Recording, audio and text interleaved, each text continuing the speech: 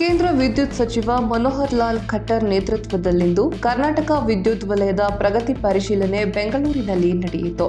ಕೇಂದ್ರ ವಿದ್ಯುತ್ ಮತ್ತು ಪುನರ್ ನವೀಕರಣಗೊಳ್ಳುವ ಇಂಧನ ಖಾತೆ ರಾಜ್ಯ ಸಚಿವ ಶ್ರೀಪಾದ್ ಯೆಸೋ ನಾಯ್ಕ್, ರಾಜ್ಯ ಇಂಧನ ಸಚಿವ ಕೆಜೆ ಜಾರ್ಜ್, ಕೇಂದ್ರ ಇಂಧನ ಸಚಿವಾಲಯ ಮತ್ತು ರಾಜ್ಯ ವಿದ್ಯುತ್ ಇಲಾಖೆಯ ಹಿರಿಯ ಅಧಿಕಾರಿಗಳು ಸಭೆಯಲ್ಲಿ ಭಾಗವಹಿಸಿದ್ದರು.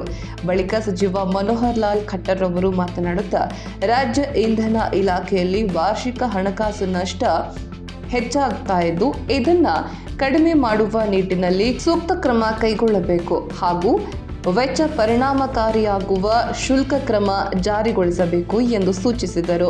ವಿದ್ಯುತ್ ಶುಲ್ಕ ಬಾಕಿ ಮೊತ್ತವನ್ನು ಸಕಾಲದಲ್ಲಿ ವಸೂಲಿ ಮಾಡಬೇಕು ಹಾಗೂ ಸರ್ಕಾರಿ ಸಂಸ್ಥೆಗಳು, ಸ್ಥಳೀಯ ಆಡಳಿತ ಸಂಸ್ಥೆಗಳು, ಸರ್ಕಾರಿ ವಸತಿ ಸಮುಚ್ಚಯಗಳಿಗೆ ಈ ವರ್ಷದ ಆಗಸ್ಟ್ ತಿಂಗಳೊಳಗೆ ಪ್ರೀಪೇಯ್ಡ್ ಸ್ಮಾರ್ಟ್ ಮೀಟರ್ಗಳನ್ನು ಅಳವಡಿಸಬೇಕು.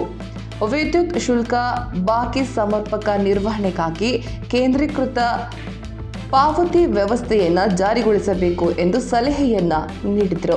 ಇನ್ನು ಪುನರ್ ನವೀಕರಣಗೊಳ್ಳುವ ಇಂಧನ ಉತ್ಪಾದನೆಯಲ್ಲಿ ರಾಜ್ಯದ ಪಾಲು ಹೆಚ್ಚುತ್ತಿರುವುದಕ್ಕೆ ಸರ್ಕಾರವನ್ನ ಶ್ಲಾಘಿಸಿದರು.